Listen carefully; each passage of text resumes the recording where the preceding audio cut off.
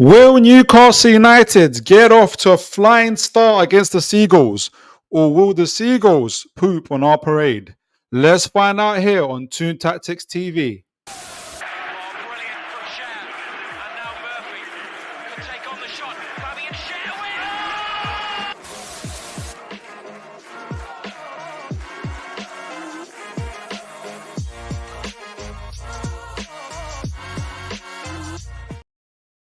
Good evening, folks. How are you all doing? I hope you have had a good day, a great day, and are having a great week so far. I am so glad that you're able to join me this evening for our tactical breakdown, our pre-match preview for the Brighton game. And as always, I'm hoping to give you the content, give you the analysis that we need in order to get ourselves ready for the game itself. So, as always, folks, get yourself settled down wherever you are, whatever you're doing, and please do engage as much as you can on the comments, on the likes, on the subs. I'll be very, very much glad to hear from you and to know what you guys have been up to. So, right. Before we're going to kick things off. When we're going to talk about in the show, we're going to go through really we're going to look at our opponent, Brighton. We're going to go through their strengths, through their weaknesses, and we're going to talk about obviously Newcastle, what Newcastle can do about that as well. But first, I was hoping to have Eddie Howe's press conference, but we don't have Eddie Howe's press conference. We do have Fabian Hurzeler's press conference, the 31-year-old Brighton manager, and I want to point out a couple of things in it, as he is essentially the journalists there asking really interesting questions pertaining to the game, but also to his playing style. And it points to a couple of things. When we talk about Brighton's strengths and weaknesses, it's very interesting. Brighton are a very, how do I say it? Brighton are they're all in terms of whether it's their attack, the way they attack, they are all in. Whether the way they defend, the way that they pass the ball, they are all in. Like there's no half-heartedness about that. And what that leads to is very interesting kind of statistics, very interesting kind of results from that. So what we'll see, especially when we're going through Brighton's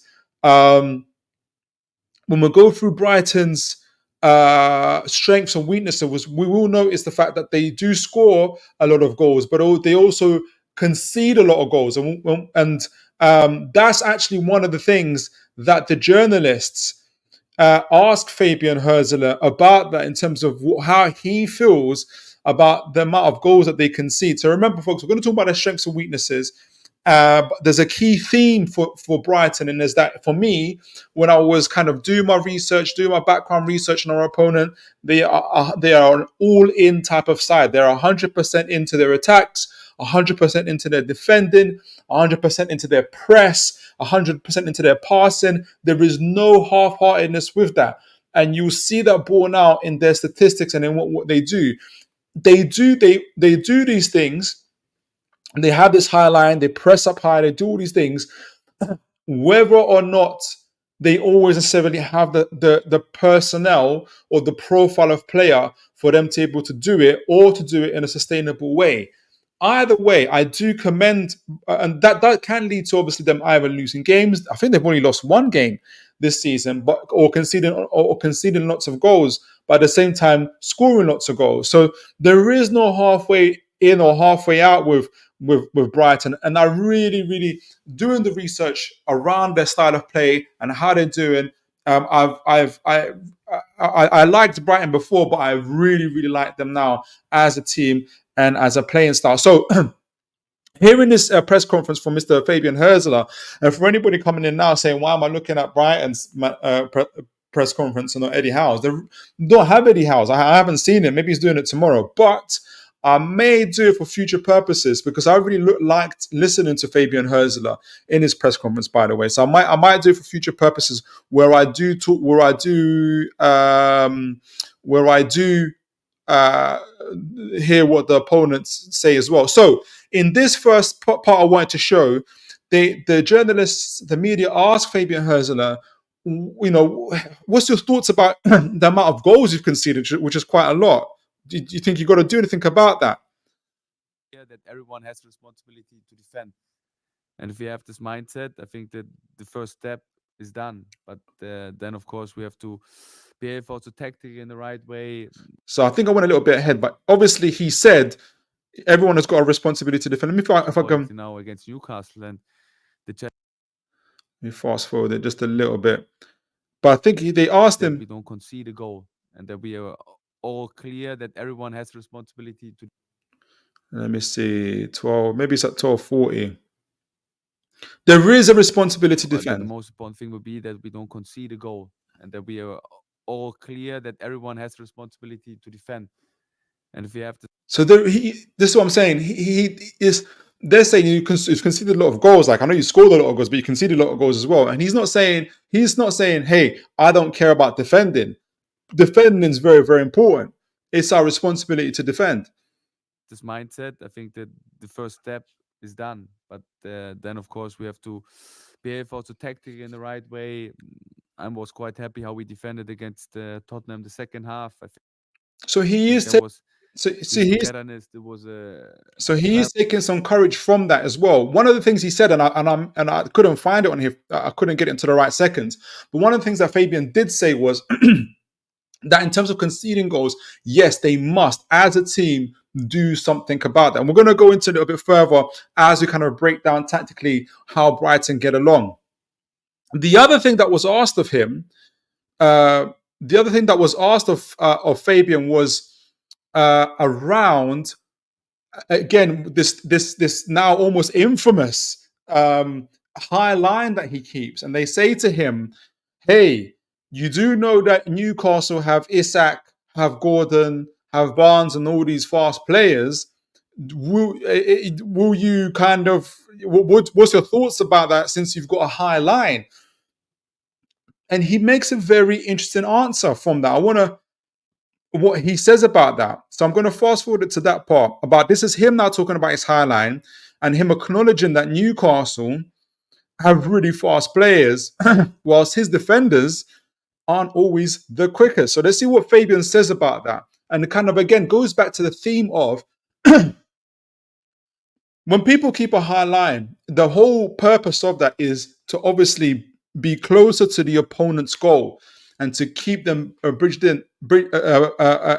keep them pinned there. That the best form of attack is defense. And that's what he's doing. This is Brighton being all in into their game. So it carries on with the theme of, again, Brighton being an all action, being all in into what they're doing. They're not a half-hearted team at all. They're not half pressing, half attacking, kind of passing sideways. They're very, very direct in their play. So here's what Fabian says in regards to Brighton's high line, which can be troublesome sometimes, but has its benefits, and Newcastle's ability to hurt Brighton through the pace of Gordon, the pace of Barnes, the pace of Isak and others. The style of play that Newcastle. So this is the question. Asking the question now. Have. Not really, because they're all fast. So I think if you measure. So let me just go quickly to the question, because I remember he was saying something about the way he said it. Game, not knowing whether he'll be featuring or not, and does that change your game plan at all? So the question is, are you worried about Isak starting? So talking about his pace and his what he can do on the ball. Bring in mind the style of play that Newcastle have. The style of play being that they're able to counter press, they're able to counter attack. They've hurt teams as well. You've got a high line, Fabian. You've got a high line. What do you think about this? Not really, because they're all fast. So it doesn't matter. He's saying it doesn't matter whether it's Isak, they've got Gordon, they've got Barnes, they've got other people. They're all quick. So I think if you measure them sprinting, they're all maybe on the same level. So it doesn't matter if it's Isak. You have Gordon. If it's not Gordon, it's Barnes. If it's not Barnes, it's even Jacob Murphy and others. doesn't matter who plays as a striker. I think the last game was Gordon, and Barnes played at the left. So no matter who is playing there, they have all the skill and ability to hurt like a back. So he's very much acknowledging that Newcastle's strengths and what could happen in this game as well. And so I pointed out those two things because they go into what I want to talk about when we're kind of analysing our opponents, when we're analysing Brighton, their strengths and weaknesses. And I've actually, like I said, I've grown in admiration for Brighton, but also I've grown in admiration for Fabian himself as a manager. He's 31 years old, very, very brave. I say brave, very, very aggressive in his tactics, very forward pressing, very, very interesting manager indeed. So let me bring up, because I've bring up my my presentation on my work in terms of just doing a little background check on Brighton, assessing them as a team, but also figuring out what Newcastle can do. Let me share my screen, and before I get onto the tactics, I'm gonna bring up your folks' comments. We've got a few comments in there as well. All right, here we go. So let me start from the beginning here. All right. Let me make sure you guys can see that. Okay, folks, brilliant. So strengths and weaknesses. Strengths and weaknesses for Brighton. So before we go into that, go into the comments. We have Connor, Toon Talk. How you doing, sir? Hope you're well. Hope you are well. Always glad to see you, sir. Always glad to see you. Hope you're having a good evening.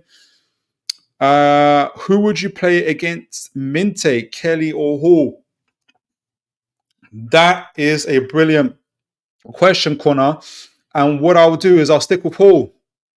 I think he's doing better in one-on-ones, but more importantly is what he can do for us on the ball as well. His ability to invert, passing through the lines, carrying through the ball, his connection with Bruno. Bruno really, really, really trusts him. And I think it's going to go a long way, and it's going to be very, very important in this game.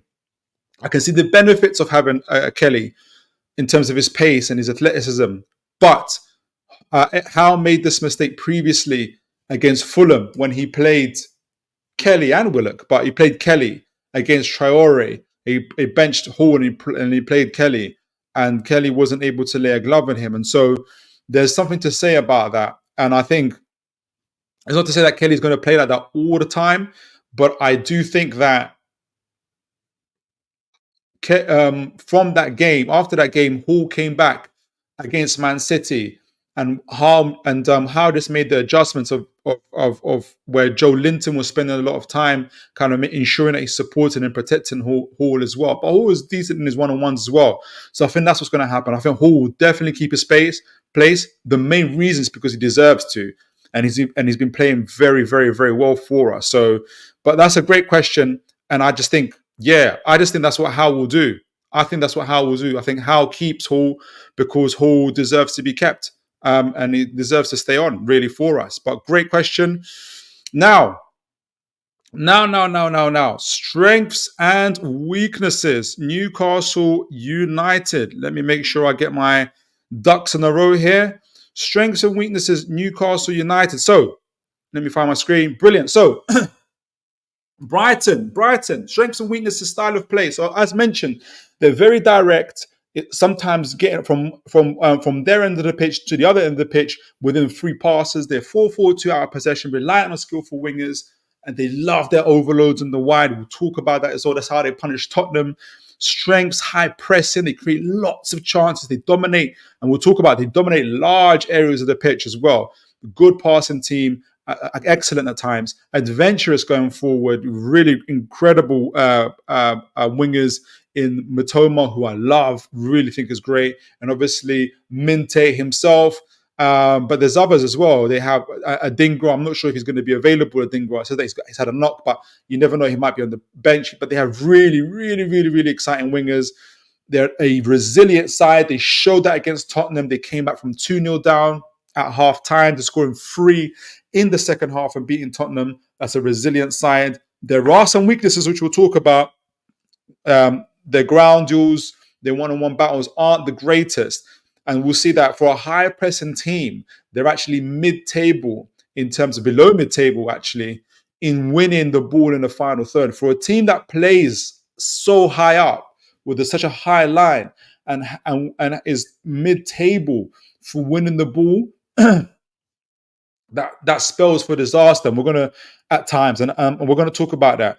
And maybe there's also, I think, we'll talk about their passing. They take too many risks. They can be better on the ball. They can be a little bit more efficient. So we're going to explore these strengths and weaknesses. We're going to look at it through, in terms of Brighton, how they are out of possession and how they are in possession, what that would look like for Newcastle, and what Newcastle can essentially do about it as well. So Brighton out of possession, and we're going to show a quick clip of them against Chelsea. There's a number of clips actually against Chelsea and others, but this game in particular shows the benefits and the drawbacks of the way Brighton play. But let's go to what it is when they're out of the ball, how high pressing it is, and let's see the benefits that Brighton get from it and how they press. And if we integrate that to how it would look on the pitch for Newcastle, let me get this on. So stop sharing this. Can we share that? So they had a frantic game against Chelsea. Let me see if I can get this up for. They had a frantic game against Chelsea. Obviously, they lost 4-2, but it, like I mentioned, it was a game of. It was a game of. It was a very mixed game. Put it that way. Let me get the adverts off first of all. But yeah, folks, anybody coming in? I hope you're well. Let me know how you're doing. And do make sure to like, share, and subscribe. It will be fantastic to hear from you. Let me get. Am I not getting there? Am I getting the right one in? Oh yes. Here we go. We're getting there. Getting the time wrong. All right. So let's share the screen. It was an incredible game against Chelsea. 4-2. Full of incredible goals, full of incredible play, but also a lot of mistakes too. So yeah, so this is the first example actually, and literally it happened. This is already 3-1 into the game, but it kind of highlights. There's two incidences almost in one, so I'm going to make sure I play this through. All right, so this is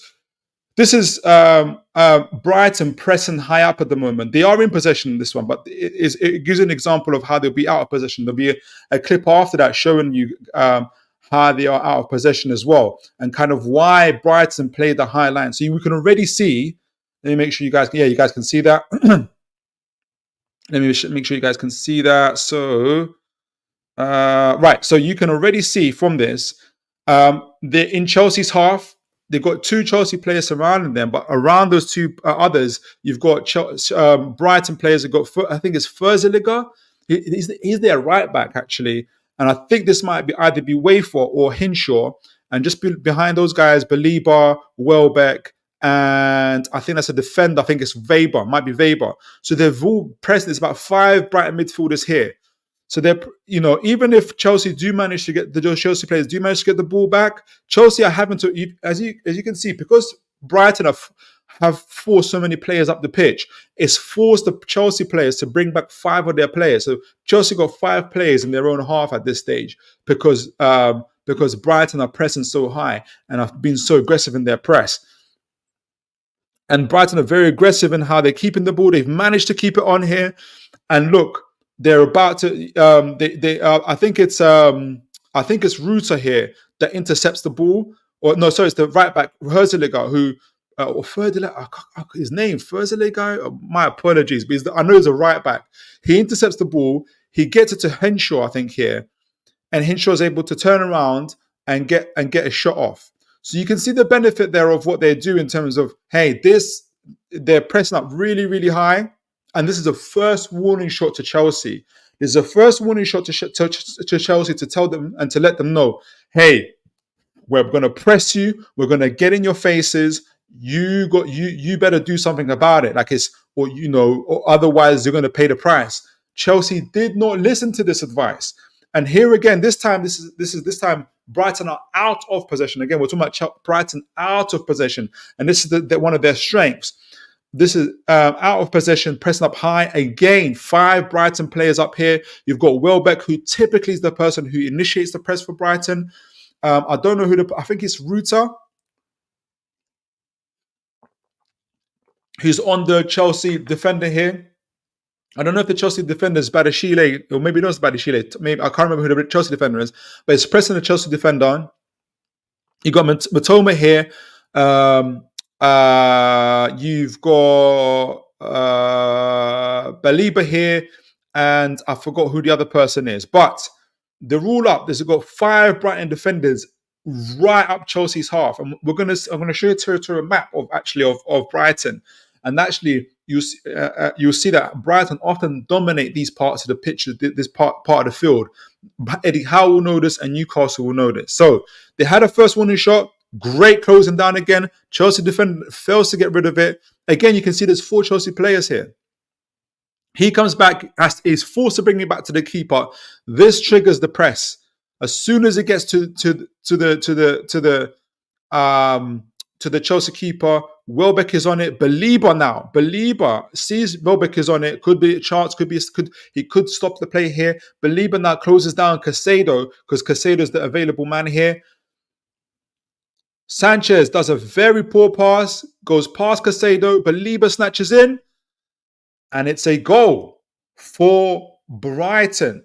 So Brighton's high press, even though some people would say and I would say has its disadvantages, and we are going to talk about them. These are the benefits of it, and this is why Fabian Hurzeler, the 31-year-old manager of Brighton, stays with this way of playing football, because you can see that there is real benefits of it.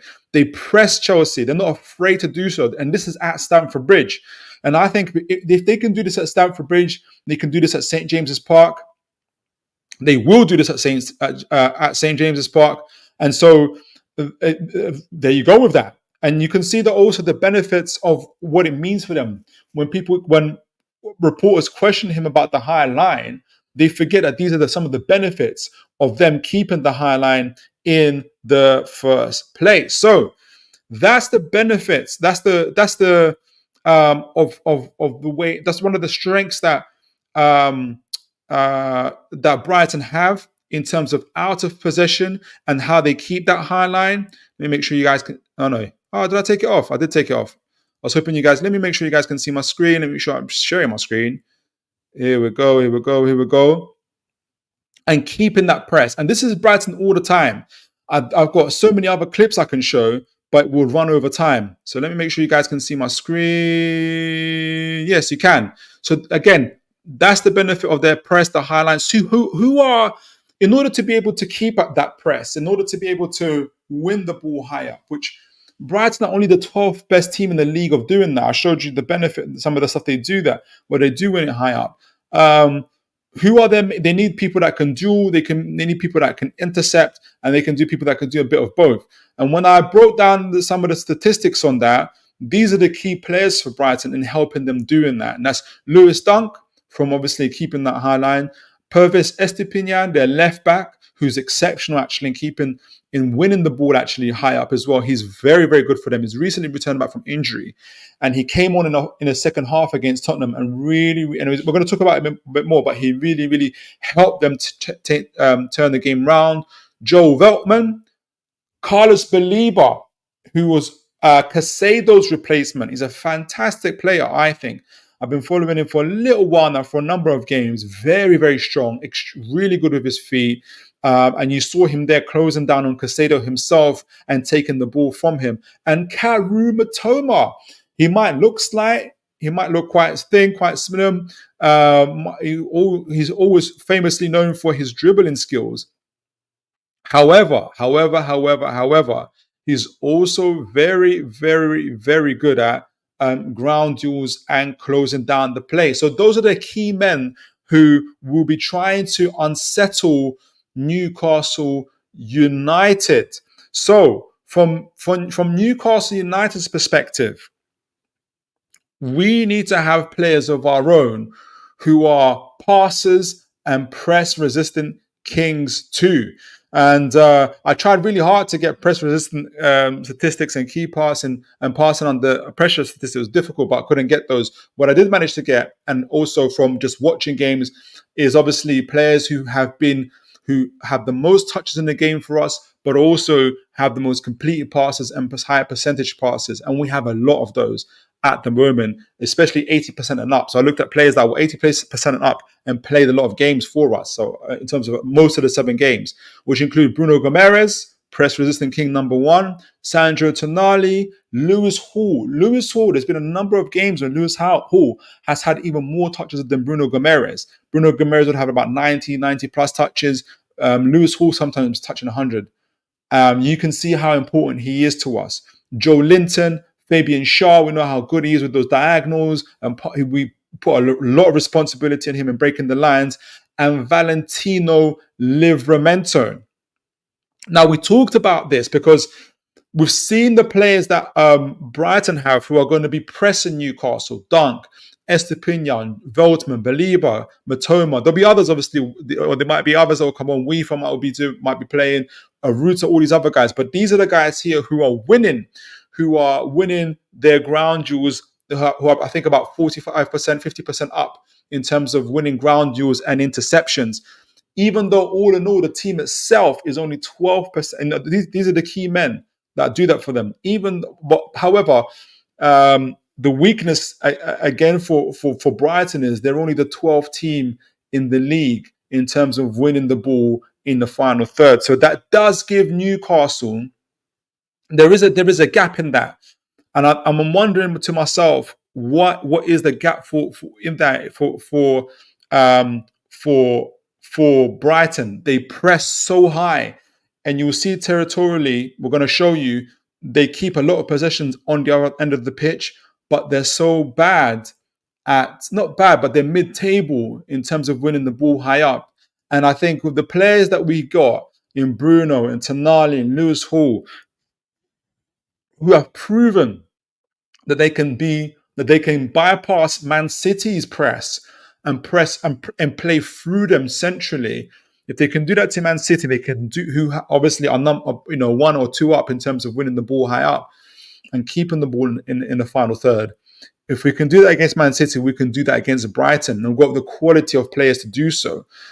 But this is going back to, again, Brighton's playing style. They are an all-in type of team. They are not half-hearted about what they do. But there, as I mentioned earlier, there is also a weakness in that in terms of how Brighton, when they do press, yes, there's benefits to that in terms of the high press. You saw them get a goal against. You saw them get a goal against Chelsea through their press. You also see them conceding against Chelsea through their press as well. And this is, I'm talking about the good, the bad, and the uglies for Brighton in terms of how they play. And we'll go to that particular press, and it will give us again. What it will do is give us a kind of a look at why Brighton might be 12th in the league for winning the ball high up, and what are the disadvantages and how it kind of plays out in terms of them keeping such a high press. So we'll go back to that Chelsea game. Make sure I got it here as well. Take this off my screen. We'll go back to that Chelsea game, and what the reason for that also is I want to be able to see, like I've shown you guys, we've got the players to be able to resist the press from Brighton players on one-on-one duels, pass through them as well, who have technical players in Tonali and Bruno and others, just like Chelsea did. And I think we can hopefully do the same thing to them. So let me get that clip for you guys of Brighton conceding. Let me make sure you guys can see that of Brighton conceding via from pressing from their press against Chelsea. So let me get this up and how this can play out, and maybe how either Newcastle can integrate it into their play and hopefully hurt them in the same way. So all right, so we've got it there, we've got it there, and again, as mentioned, this is where Brighton's it was such an incredible game. So here we go. All right, so it's about to get onto it. So Brighton are pressing up high. So literally right, Sanchez has got the ball off to, I think it's Colwell here, left-footed Colwell. You can see Welbeck is closing him down. You can see Brighton's players. You see Belieber here just behind, I think it's Hinshaw. I think it's the 21-year-old that plays for England as well, played next to Anderson as well, and Hall. You see Ruta here, and you see Matoma here. So again, Brighton have 5 players in Chelsea's half. And in Chelsea again had to bring back 5 players to ensure they can get the ball out of their own half. Now, they're pressing here, but then remember, there's also five of Chelsea's players in Brighton's up the other field as well. And this is the danger for, and this we're going to see what unpacks it. This is the danger for Brighton, that when you commit, when you commit in this way, if you don't get the ball or if you don't block the channels, you can really, really get hurt. Now, this is going to be here, Colwell, and this is one ball up the field. Is bypass Hinshaw, is bypass Belieber, and you can see now Enzo has got himself on the ball, does a beautiful half turn with it. Belieber can't get to him in time. He's trying to stop him, and this is the key part. If your midfield are not able to stop him, with the way to stop Enzo now has 3, maybe 4 options here. I don't know who it is nearest here to me. Here is number 19 for Chelsea, but you've got Jackson through the middle, you've got Palmer here, and you've got Madueke. You've got 4-on-4, 3-on-4, 4-on-4 here in terms of attack, and it's all going into the direction of Brighton. This is a bad situation. And this is where I think Brighton, I've got about 3-4 other clips I can show you that are very, very similar to this high line that Brighton keep. That once this initial press is broken from Brighton, that initial press, there is a gap between their attack and their defense. And that's where I think they lack a little bit of quality in terms of bridging that. So for instance, Dunk, you would want Dunk, who's here about to run back, and Weber to have pressed up a little bit higher. So if there was next to Belieber, maybe they could have stopped Enzo Maresco from making that turn and been in a position to be able to do this, to pass the ball off. But those guys aren't quick enough, aren't fast enough to athletically to be able to stop those type of plays. The teams that do play so high up like that, like Liverpool and others, they have the likes of your Ibrahim Konates, again, athletic, pacey, fast. Mark Gahey, who's obviously been linked to Newcastle, very good at that, where they very proactively join the midfield and are able to step in. So if I rewind this part, are able to step in, let me make sure I can get this, and support the midfield. So I personally don't see anything wrong in playing high lines, but you do need to have the personnel to be able to do this. Belieber's a great player, but look, this is one pass. This is one pass from Chelsea's defense that breaks their line. Enzo is, at this point, what you'd want is an Ibrahim Konate, because of his pace, back himself to get up close to Enzo already. And so even though the ball has passed Belieber, he would have the support of his defense. But they don't have an Ibrahim Konate. They don't have a Mark Gahey, who Newcastle are trying to get, and they want him for this specific job. What they do have is Lewis Dunk and Max Weber, as well as Veltman. And there's another clip I can show where they do try to press up high like this, and they do this sometimes, and it does work. But when it doesn't work, what happens is you get these type of situations. And Enzo, who to me has a very similar profile, has a similar profile to your Tonali's and to your Bruno's, although I think both of them are better, stronger, more athletic. But technically, if you see the half turn he's just made and the pass he's about to make, if we can get a Bruno or a Tonali in those type of situations, being able to round off on Balibo or to round off on Hinshaw or Wafer, whoever the guys are, to get past them, we are then open to be able to put ourselves in these type of situations and really hurt Brighton. So there's the benefit. There's the disadvantages of Brighton keeping their high line like that, but it's a part of who they are. We saw the benefits of that. They literally, when a moments later, they continue keeping that high line against Chelsea, and they're able to force an error and score. But again, now they've kept a high line. They weren't able to stop Colwell from making that pass to Enzo. They weren't able to stop Enzo from turning around. It went past Baliba. Baliba wasn't able to stop Enzo. Their forwards don't have the athleticism, the pace to push up, to back themselves, to push up the field and help Baliba, help Hinshaw to be able to stop that turn. And what it does is expose them. And again, if you put Newcastle, let me do that. Let me see if I can do that. If we put Newcastle, like here in this similar situation, where Shaw's got the ball, Shaw now has the ball, and this has gone on the right side of the pitch. In the same way, Welbeck is here trying to close down Shaw. If he's not quick enough, Shaw can get that ball off to Tonali. I have backed Tonali 8 out of 10 times against 21-year-old Hinshaw to be able to turn him. And look what happens the moment he turns him. You have Murphy going here. You have Isak going through the middle. You have Gordon. And if they're really, really, really unlucky, Joe Linton's already on his bike because Hall will tuck in. Or Hall is already on his bike. Joe Linton stays there. It'll probably be Joe Linton. Hall tucks in. And now you've got a situation. You've got Murphy. You've got Isak. You've got Gordon all on your line. And you and I know, folks, it's lights out from there on. And this is what the media, this is what the press were questioning Fabian about in terms of, are you not worried around the pace that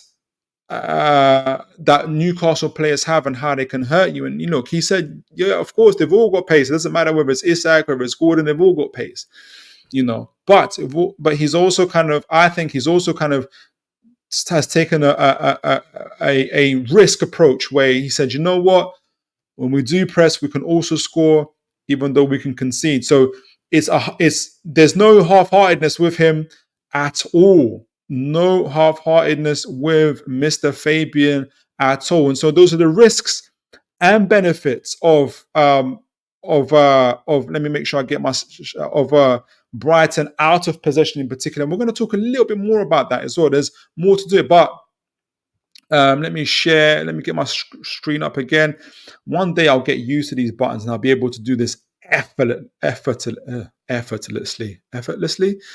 So that's Brighton in possession. We've seen the benefits, we've seen the disadvantages to it, we've seen what happens to them in games for it, and we can see what Newcastle can do.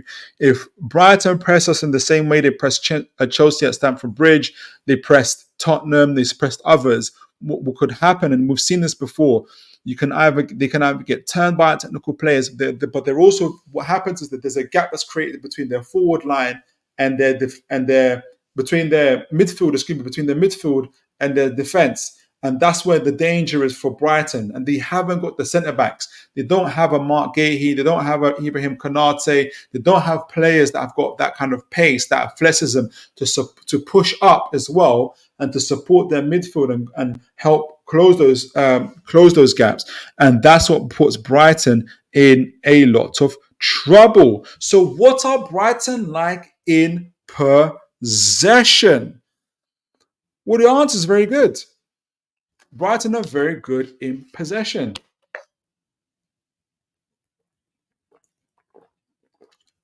But they can also be better. So Let's get into it. Now, we've gone from Brighton out of possession. What are Brighton in possession? Brighton, so in the statistics, will show you that um, um, Brighton are like in the top 7, top 6 teams in terms of passes in the final third, so in the opposition half. In fact, let me show you. This territory. This is a territorial map or zone of control. You can find it on OptaStats. So the colors in blue show you. This is a Brighton from left to right. So on the left hand of the screen is where is Brighton's team. Is obviously they're shooting from the left to the right side. So what it shows you is that in purple are the typical parts where Brighton keep over about 55% of the possession of the ball. So you can see they have a lot of control through the defense centrally and on the left side of the pitch. And the grey areas are the areas that are of contention. So it's them and the opposition team, and obviously the pink areas are where the opposition team. So Brighton keep a lot of territory, and it is reflected in the amount of passes they're able to make. They're able to make in the opposition halves, which is high, and the amount of passes they complete is also high. However, as it says here, the success percent, but there's percentage of successful passes. So passes, not attempted passes or passes they fail, but they're successful passes where player A is able to get the ball off to player B in the opposition half in the final third are very, very low. In fact, when you look at OptaStats, they're literally in just a place above Newcastle United, who are low on all counts in terms of passes in the final third, passes completed in the final third, and successful passes completed in the final third. So Newcastle have a very average across all 3 of those statistics, whereas Brighton are very high in passes completed, or passes made, passes completed, and successful passes completed.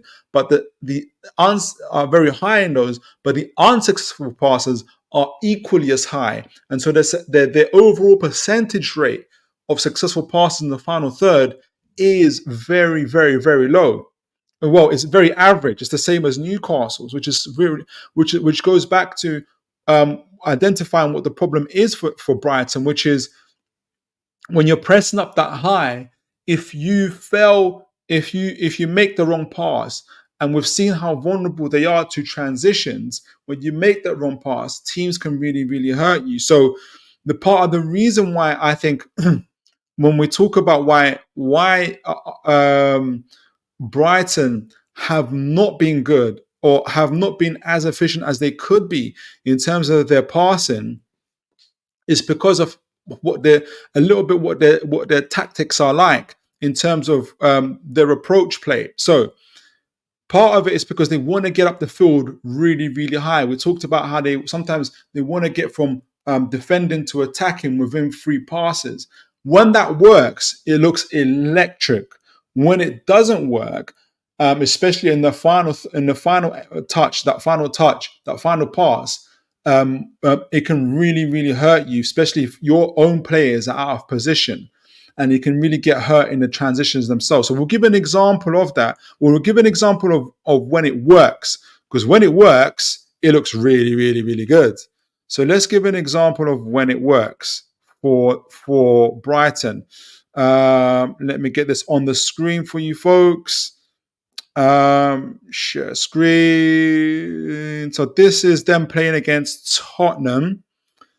Again, they were 2-0 down in the first half, and then they clawed their way back into this game. So this is wow, gosh, got the sound on there. Let me make sure you guys can see it. Can you guys see it? Yes, you can. All right. So this is them against Tottenham, and this is the second half. Now you can see what's really, really good about that already. You can see that. I think this is Lewis Dunk that's getting the ball of Estepinian. We mentioned him earlier. He's very good at winning the ball for them, and he's very good at passing. Now you can already see he's already on his bike, pushing himself up front. And what that does is it pushes up their midfield and it pushes up their attack. This is the advantage of being able to pass this way. And you're going to see Brighton finish this move in about 3-4 passes. And this is what it looks like when it works well. This style of football, this way of passing. This is first pass to Estepinian.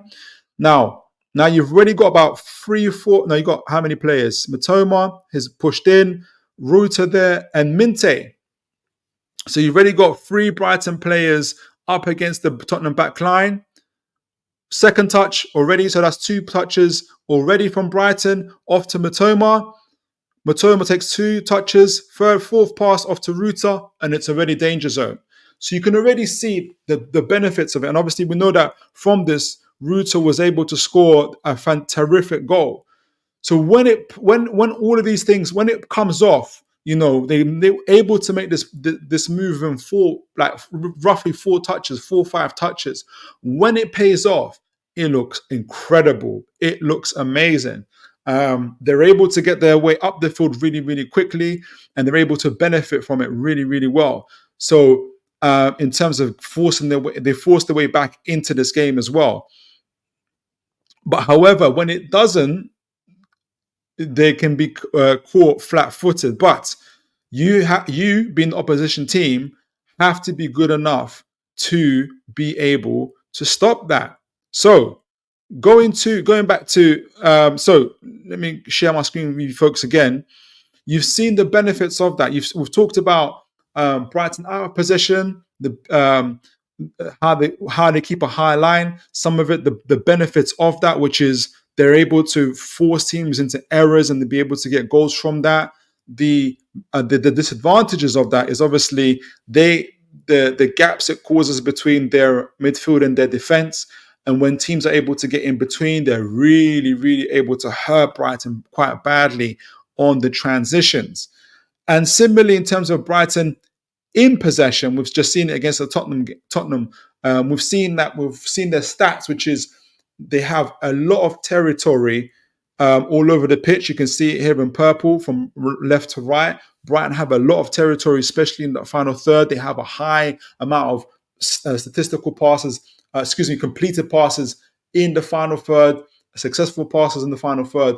But equally, they have a lot of failed pass. They have a very percentage-wise. They've also have a very low successful pass rate in the final third as well, and we can see, and which then I think also leads to goals as well. We'll be able to show that.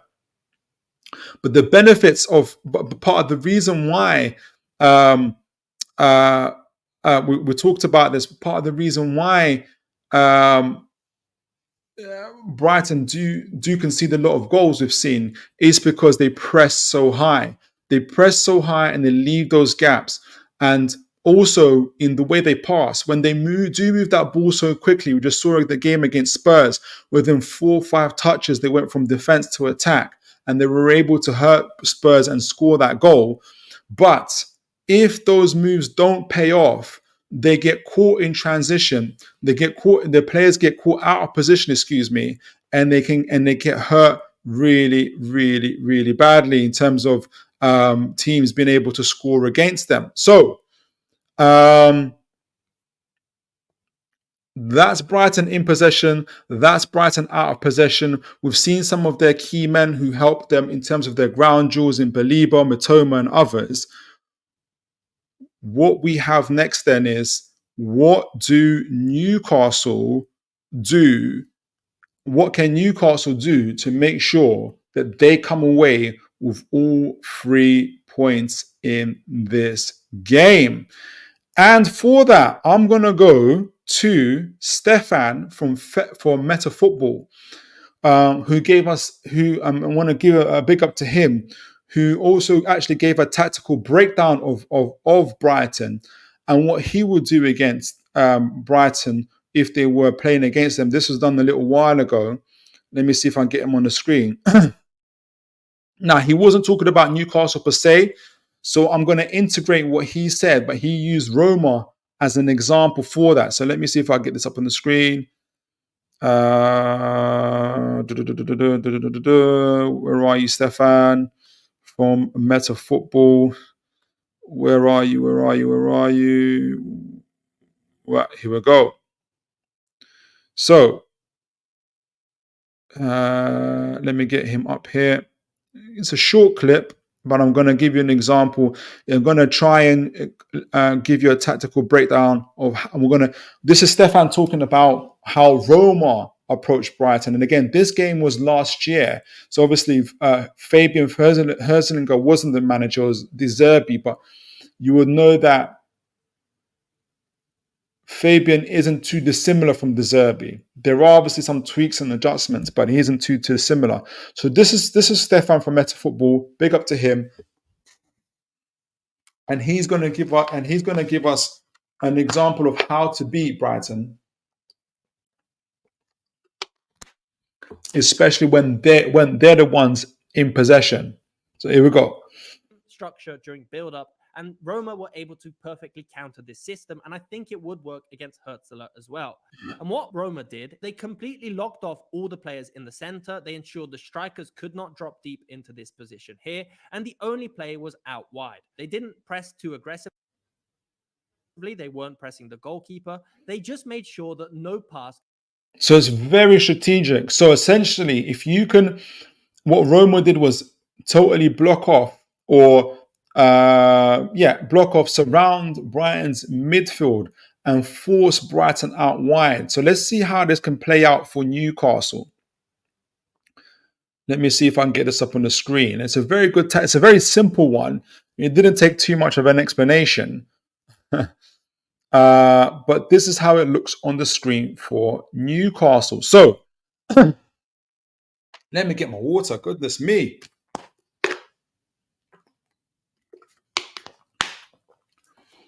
This is Brighton on the ball. You can imagine them playing out from the back against Newcastle. I think the players will be a little bit wider, but it doesn't really matter. So it's Webster on this side. So using the same tactics that Roma used, you can see here now, centrally in particular, Isak is obviously going to be here trying to close the ball down. But so long as the passing channels to Belieber, and in this case it's Jack Henshaw, but it could be Wafer, but their central midfielders are totally locked off. You can see Isak blocking the channel while the way he'll be closing down Webster is ensuring that the passing lane to Jack is also blocked.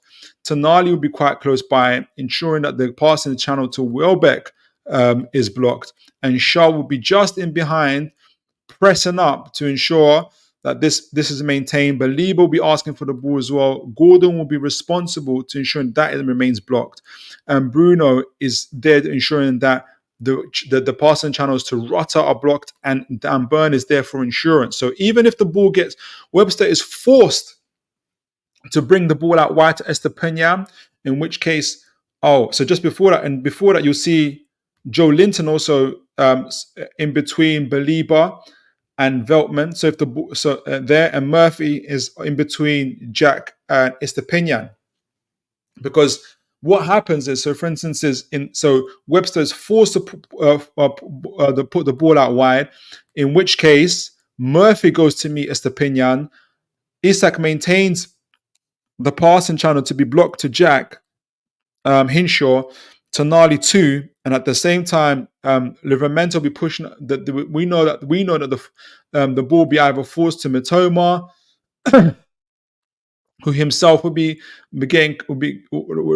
also be closed in by Livramento, and hopefully will also be able to secure the ball. But in this whole time, in this whole situation, the central midfield is being cut off, and Brighton are able to do what they love to do, which is to do those 2-3 balls in midfield before they force out wide to their tricky midfielders, i.e. Minte, i.e. Matoma, and be able to hurt teams on the side. The same situation would be if Dunk tried to get the ball off to, if Dunk tried to get the ball off to Veltman, it would be Joe Linton coming out to meet him here. With people are talking about Minte. It'll be a battle between Minte and Hull. It'll be Hull's responsibility to try and hold him back. Joe Linton will be out to meet him. Gordon will be trying to ensure that the passing lanes to Belieber are blocked. Bruno will be trying to block the passing lanes to Ruta himself or Dan Burn for insurance. And so that again forces Brighton either to pass back or to try and find another way, or maybe hit hopeful long balls as well. And again, Newcastle can hopefully get possession and recycle the ball. So it's a very, very simple but an effective method that Newcastle could try and win this game. So, and we have the players to be able to do that as well. So the same players that we talked about that are good on the ball, you can also see in terms of our team itself, physically strong, athletic team that can do this, especially off the ball. If there's anything that Newcastle can do, is keeping their shape and being good off the ball as well. So it's a very simple tactic. It's a very simple method, but it is also an effective one. So that's the tactical breakdown for Newcastle United versus but the other part I wanted to show, I almost forgot. I talked about it already, sorry. So that's the tactical part for Newcastle United versus Brighton. We talked about Brighton's style of play, their strengths, their weaknesses, on the ball, off the ball, the benefits of their high line, as well as the drawback. So the benefits, being able to get the ball up high, keeping the teams pinned down, being able to enforce their will upon the opposition teams. And that's how they've been really successful in grinding out wins. But also the drawbacks of keeping a high line, especially, I think, against technically better teams, like a Chelsea, like a Tottenham, like a Newcastle United, where we have the players who can be press resistant and who have good technical quality in Tonali, in Bruno, in Hall, in Joe Linton, and those players like that who can keep the ball, who can bypass presses, hold off defenders, hold off hold off challenges and get the ball off. Tino Livramento, very good at holding off challenges and running with the ball as well. So players that can in themselves and really hurt them. And if those players are able to turn around, we've got our forward line, which will probably be Isak, Gordon, and Jacob Murphy. We have a forward line that can really, really, really hurt teams. And, we fancy Isak one-on-one against Dunk. We fancy Gordon one-on-one against Weber or Igor, whoever plays for them. We'll fight in one-on-ones again, if it's Harvey Barnes or if it's Jacob Murphy against Veltman, whoever. It can really, really hurt Brighton. So, predictions. We've concluded the show. We want to be able to now talk about the predictions for the game. And I say this, I was on Spurs Kings yesterday. Big up Spurs Kings, guys. If you haven't gone on Spurs Kings before, it's a Tottenham channel, but they have a rivals show of which I am a part of every Wednesday. And they did this, those guys, their score predictions. And I'll say this before I give mine, is that when I was doing my research into this game, I was quite nervous. I didn't about Brighton, because the more I learned about them, the more I saw how good they were in their passing, their territorial dominance, their possession, their attacking, their risk plays, the way they played football was really, really good. And I like the attitude of their manager and the resilience they showed against Tottenham, for instance. But you can't ignore some of the flaws that they have in their game as well, when they keep such a high line and they like to be a pressing team, yet they are 12th in the league in terms of winning the ball in the final third. And in addition, when they like to have lots of passes in the opposition half, however, their pass success the percentage is as good as Newcastle's, who have not been good at in terms of keeping the ball in the final third until recently in terms of Everton and the Man City game. So when you're a team as Brighton who love to press with the ball without the ball, and you leave huge gaps between your defense and your midfield, it's a recipe for disaster, especially when you're playing a team like Newcastle United, who have the technical players, who have the technical quality of players who can really, really, really hurt you, as those that I've mentioned in Tonali, in Bruno, and others. And so when I talked to the guys in terms of on Spurs Kings, they were given 4-1 They were given 4-1 predictions for Newcastle, 4-2 predictions for Newcastle, really high score lines. But I was so until then I wasn't as comfortable. I wasn't as confident as they were. But they gave the same reasons as I did in terms of when it finally came down to my conclusions here. So my prediction, and send in your prediction in the comments. Make sure to like, share, and subscribe. Let me know what your predictions are for this game. I'm going to predict that Newcastle win this game. I think we can win this game 3-1. I'm going to put Isak, Gordon, and again, I'm going to put Tonali as our goal scorers. I think it is likely that unfortunately we may also concede because we've been conceding as well. But I back Newcastle to win this game 3-1. Let me know what you think, what your score predictions are. I would love to hear it as well. I was not confident, but I really rate Brighton as well as a side. I don't have any. I don't disregard them at all. I think they're an incredible team, and they've given us whoopings in the past before. But I think Newcastle are beginning to slowly move through the gears and get better. If there was an international break, I think we were getting into a momentum as well. It's going to be interesting to see in what state the players come back in from the international break. But our bench, for instance, could have Callum Wilson. We'll see that. It's a 50-50 at the moment. But it could have Barnes. I don't think Barnes starts if Isak starts. It could have Joe Willock and others as well. So the bench is looking a lot better, so we can keep up that pressure as well. So I back Newcastle to win 3-1. Let me know what your predictions are. And hopefully we will see Newcastle do the business against the Seagulls this Saturday, and you will get my reaction from the game as well. I'll probably be sending a short round. I usually send the day after when I get to kind of cool down and think about the game. But yeah, let me know what your predictions are. Send in your comments, like, share, and subscribe as always, folks. 3-1 to the Toon. Let me know what you guys think about that. And until next time, guys, take care. God bless. And have a great evening, guys. Take care now. Brilliant from Shea. And now Murphy can take on the shot. Fabian Shea with